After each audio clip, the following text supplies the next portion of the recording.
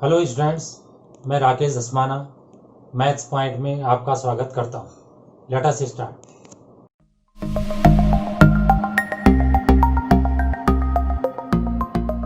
गणित कक्षा 10 के अंतर्गत अध्याय रचनाएं में प्रश्नावली 11.1 में हम दूसरा प्रश्न हल करेंगे, लेकिन ये जो ऊपर लिखा है वो सबके लिए लिखा है, इसलिए मैं इसे पढ़ देता हूँ। निम्न में से प्रत्येक के लिए रचना का औचित्य भी दीजिए। 4 सेंटीमीटर, 5 सेंटीमीटर और 6 सेंटीमीटर भुजाओं वाली एक त्रिभुज की रचना कीजिए और फिर इसके समरूप एक अन्य त्रिभुज की रचना कीजिए जिसकी भुजाएं दिए हुई त्रिभुज की संगत भुजाओं की 2/3 गुना हो। तो इसको हम यहाँ पे करेंगे। प्रश्न तो आपको याद हो ही गया होगा, याद करना भी नहीं है, बार बार प्रश्न पढ़ लीजिए अगर कोई दिक्कत है तो। इसमें जो है सबसे पहले हम एक रेखाखंड खींच लेंगे। अब चूंकि हमें 4, 5 और 6 सेंटीमीटर की भुजाओं का एक त्रिभुज बनाना है तो इसमें जो है मैंने यहाँ पे एक बिंदु ये मान लिया। अब ये मत करना कि 4 का बनाना है तो 4 से शुरू कर रहे हैं, ये नहीं कह रहा मैं। अब देखिए 1, 2, 3, 4 यहाँ पे आ रहा है।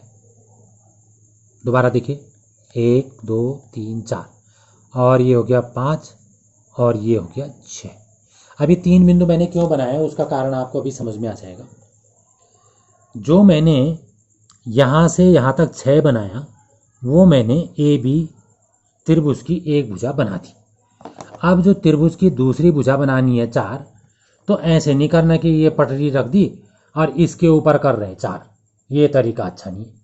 और ऐसा भी नहीं करना कि यहाँ पे पेज रख दिया और यहाँ पे 4 कर रहे हैं, ऐसा भी नहीं करना क्योंकि ये तिरछे में होता है, ऐसे सीधे खड़ा नहीं होता। तो क्या करते हैं, उसके लिए मैंने यहाँ पे ये बिंदु बना रखे। इस बिंदु को बना के ये फायदा होगा कि हमने 4 जो है यहाँ पे पहले से बना रखा तो 4 हमारे पास आ गया। अगर आपको लग रहा है इस रेखा में ज़्यादा बिंदु हो रहे हैं तो आप कोई दूसरी रेखा खींच लीजिए, रेखाखंड, और उसमें बना लीजिए। जो भी आप समझ गए होंगे कि 4 आ गया तो 4 का हमने ये चाप खींच दिया। अब जो त्रिभुज है उसकी दूसरी भुजा 5 होनी चाहिए तो 5 का भी मैंने यहाँ पे खींचा हुआ है, 5 का भी मैंने बिंदु बना रखा तो ये जो है मैंने 5 का कर दिया। अब इसमें से जो है ये बी से खींचेंगे 5 का, तो ये हमने यहाँ पे कर दिया। इन दोनों चाप ने एक दूसरे को कहाँ पर काटा, इस बिंदु पे काटा, तो इस बिंदु को हम सी मान लेंगे। अब जो है हम पटरी से बी को जो है सी से मिला देंगे, तो बी को सी से मिला दिया और ये जो सी आया उसको ए से भी मिला देंगे।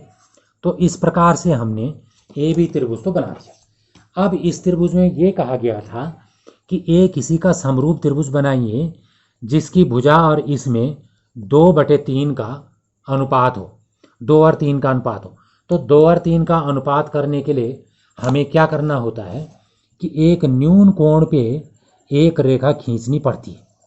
ये जो है यहाँ पे एक न्यून कोण है, तो न्यून कोण पे हमने एक रेखा खींच दी। तो 2/3 का हमने अनुपात बनाना है तो हम इसमें इसे कम ज़्यादा करना कर लीजिए, जो आपकी इच्छा है।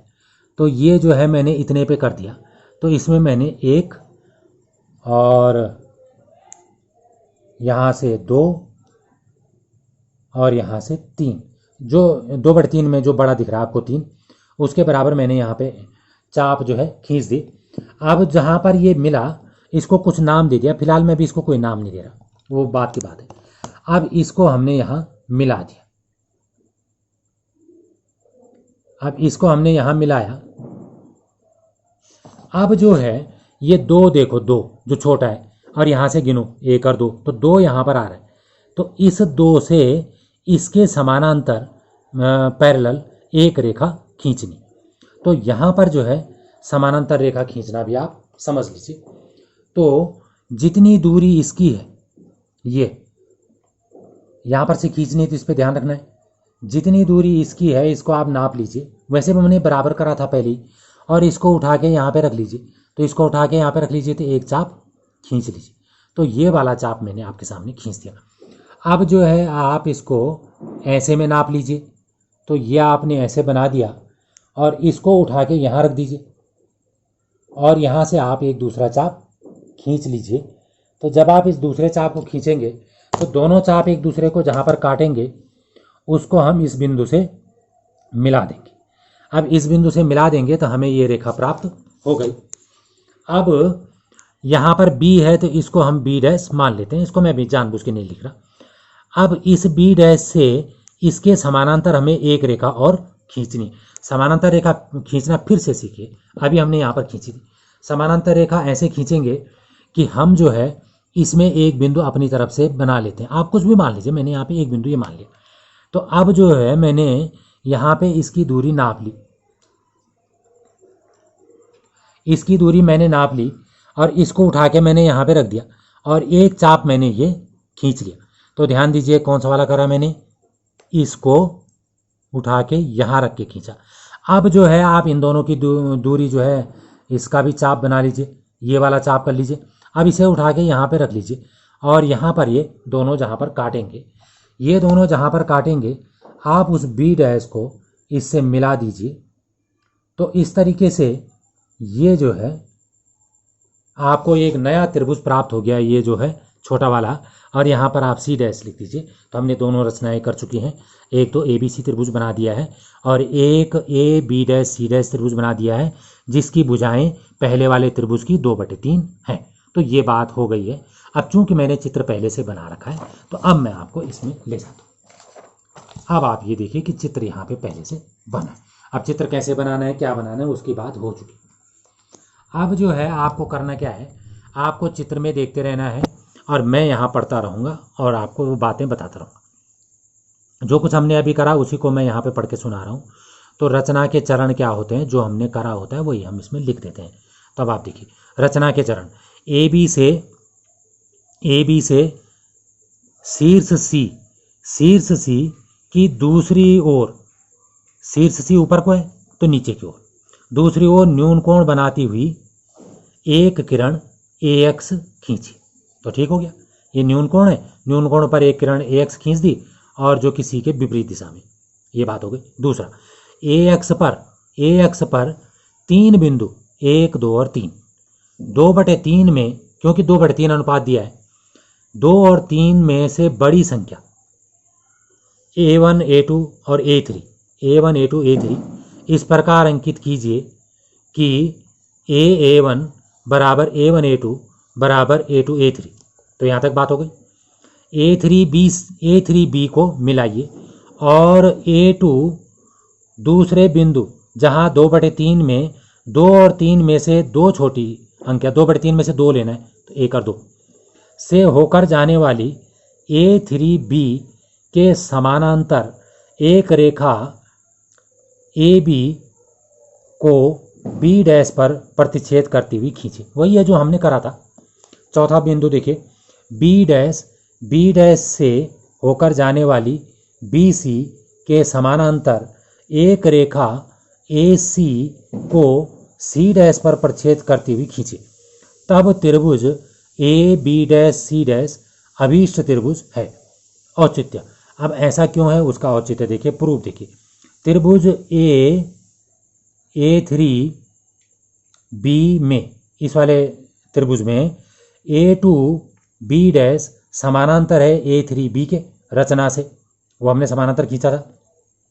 तो इसका मतलब ये हुआ कि AB1 बटे AB इतना बटे पूरा बराबर A2 इतना बटे पूरा A3 होगा। आधारभूत समानुपातिकता प्रमेय द्वारा, जिसको हम शॉर्टकट में BPT कहते हैं। थोड़ा याद दिला देता हूँ, यहीं पे बना देता हूँ। BPT में क्या होता है, जब ये इसके समानांतर होता है तो ये बटे ये बराबर ये बटे ये होता है। लेकिन इसी का जो है ये भी रूप है कि इतना बटे पूरा बराबर इतना बटे पूरा, वो मैंने यहाँ पे बोला है। अब जो है रचना से आप देखो कि A2 बटे ये पूरा कितना होगा बताओ। तो A2 2 होगा, एक ही है और एक ही है 2, और पूरा जो है 1 2 और 3 होगा, तो ये 2/3 आ गया। इसका मतलब AB1 और AB भी 2/3 आ गया है। साथ ही जो B डैश C डैश है वो BC के समानांतर है, तो इसलिए जो त्रिभुज AB डैश C डैश है वो त्रिभुज ABC के समरूप हो गया। समरूप क्यों हो गया उसको मैं यहाँ पर दोबारा बता देता हूँ। इस त्रिभुज में देखिए ये कोण जो है इसके बराबर आ जाएगा। आप भले पेन मत लगाना वहाँ, क्योंकि ये जो है संगत कोण है, और ये कोण इसके बराबर आ गया, ये भी संगत कोण आ गया। और ये दोनों का कोण है, वैसे तो दो कोणों से हो जाता है। तो ये वाला त्रिभुज और ये वाला त्रिभुज जो है समरूप आ गए। जब समरूप त्रिभुज होते हैं तो भुजाएं जो है समानुपाती होती हैं। तो ए बी डैश बटे ए बी बराबर आ जाएगा B dash C dash B dash C dash बटे बी सी आ जाएगा बी सी, और बराबर आ जाएगा सी डैश ए बटे सी ए। तीनों पहले की तीनों भुजाएं बटे दूसरे की तीनों भुजाएं, और बराबर 2/3 हम पहले से सिद्ध कर चुके हैं। तो ये हो गया। अब ये जो लिखा है इसे एक नज़र देख लीजिए।